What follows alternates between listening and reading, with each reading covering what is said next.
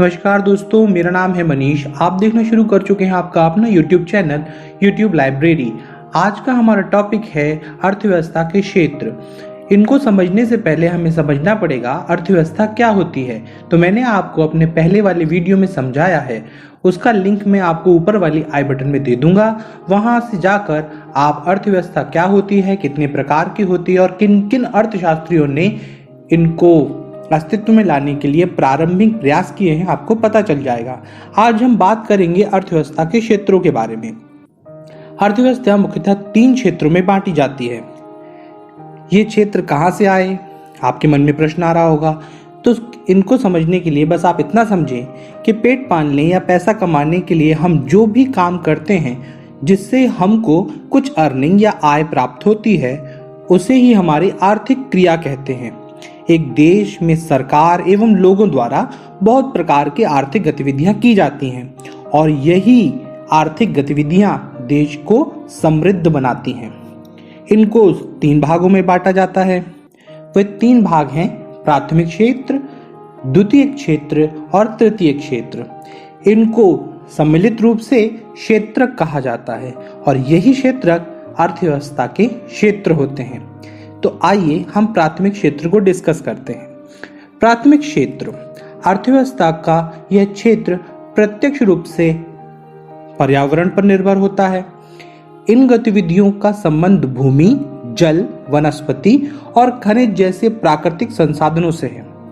कृषि, पशुपालन, मत्स्य, खनन और उनसे संबंधित गतिविधियों को इनके अंतर्गत रखा जाता है। इसमें संलग्न श्रम की प्रकृति को रेड कॉलर जॉब के जरिए संकेतित किया जाता है। अब यहां पर 2 बातें आई। पहली कि प्राथमिक क्षेत्र को अगर मैं आसान भाषा में समझाना चाहूं तो सबसे पहली बात तो ये कि पर्यावरण पर निर्भर होता है। यानी जो भी चीजें हमें प्राकृतिक रूप से स्वतः प्राप्त हो जाती हैं, वह हमारी प्राथमिक क्षेत्र में आती हैं। साथ ही साथ इसमें काम करने वाले श्रमिकों को या उस प्रकार के श्रम को एक प्रकार का क्लासिफिकेशन मिला है जिसको रेड कॉलर जॉब कहते हैं। तो आपको याद रखना है इस बात को। अब आप बोलेंगे रेड कॉलर जॉब ऐसे क्या हो जाएगा? जैसे कृषि में किसान, तो वो रेड कॉलर जॉब कर रहा है। मछली पकड़ने के लिए जो भी काम हो रहा है या मछली पालन में जो लगे हुए हैं, वो रेड कॉलर जॉब हो रहा है। चलिए बात करते हैं द्वितीय क्षेत्र की। अर्थव्यवस्था का वह क्षेत्र जो प्राथमिक क्षेत्र के उत्पादों को अपनी गतिविधियों में कच्चे माल की तरह उपयोग करता है, वह द्वितीय क्षेत्र कहलाता है। इसको समझते हैं सरल भाषा में। जो पहले यानी प्राथमिक क्षेत्र से हमको मिल रहा था, यानी अनाज, उस यानी कृषि से अनाज मिल रहा था, अब उस अनाज को हम द्वितीय क्षेत्र में इस्तेमाल कर लें। या फिर हम खनन में लोहा निकाल रहे हैं, उसको हम द्वितीय क्षेत्र में लोहे के पाइप की फैक्ट्री डाल लें। समझ रहे हैं ना? तो ये इस तरीके से इसका इस्तेमाल हो जाता है। ये पहले वाले प्राथमिक क्षेत्र के ऊपर पूरी तरह से निर्भर होता है और उसके माल को या उसके क्षेत्र के उत्पादों को कच्चे माल की तरह इस्तेमाल करता है। जैसे लोहा इस्पात उद्योग, वस्त्र उद्योग, वाहन, इलेक्ट्रॉनिक्स आदि। वास्तव में ये क्षेत्र विनिर्माण का काम करता है। इसी कारण से इसे औद्योगिक क्षेत्र भी कहते हैं। चलिए इसमें जो श्रम करते हैं उनकी बात कर लेते हैं। इसमें लगे हुए श्रमिकों को व्हाइट कॉलर जॉब में, यानी सफेद, है ना, व्हाइट कॉलर जॉब के अंतर्गत रखा जाता है। जबकि उत्पादन प्रक्रिया में प्रत्यक्ष रूप से संलग्न श्रमिकों को ब्लू कॉलर जॉब के अंतर्गत रखा जाता है। अब आप सोचेंगे कि इसमें तो 2 कैटेगरी आ गई। तो मैं समझाता हूं आपको, आसानी से समझते हैं। एक किसान है, ठीक है, उसने कपास उगाया और कपास उगा के उसने अपना रॉ मटेरियल यानी कच्चा माल किसको बेच दिया? द्वितीय क्षेत्र को। तो कपास की खेती प्राथमिक क्षेत्र में आ जाएगी और द्वितीय क्षेत्र में क्या आ जाएगा? कपास। और कपास से फिर वो जो शर्ट बनने की जो मिल है, उसमें जो लोग काम कर रहे हैं, तो जो अंदर काम कर रहे हुए मिल में काम कर रहे हैं, वो हो जाएंगे व्हाइट कॉलर जॉब में। और अगर उस उत्पादन में कोई भी तकनीकी गड़बड़ी आती है या फिर उससे जुड़े हुए उसमें मतलब उसकी रंगाई या उससे जुड़ी चीज़ आती है, यानी कपड़ा बनाने वाला नहीं, उसकी रंगाई करने वाला ब्लू कॉलर जॉब में आ जाएगा। नहीं समझ में आया? चलिए दूसरा एग्जाम्पल देता हूँ।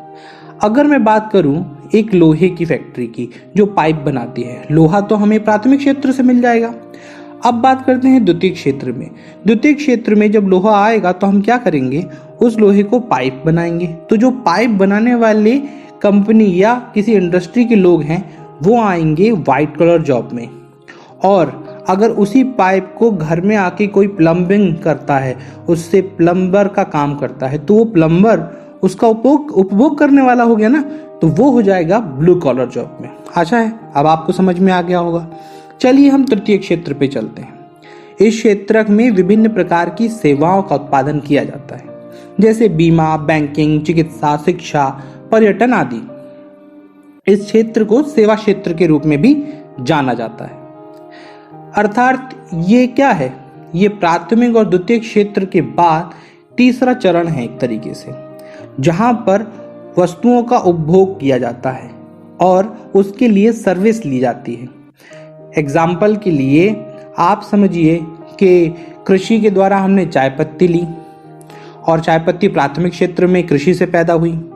द्वितीय क्षेत्र में हमने उसका प्लांट डाल दिया और उसको पैकेटों में पैक कर दिया। और तृतीय क्षेत्र में जाके हमने किसी बड़े से कैफे रेस्टोरेंट में या चाय के स्टॉल पर हमने उसको एसी में बैठ के पिया, तो वो जो रेस्टोरेंट का चार्ज लग रहा है वो सर्विस चार्ज है, तो इसको हम तृतीय क्षेत्र में लगते हैं।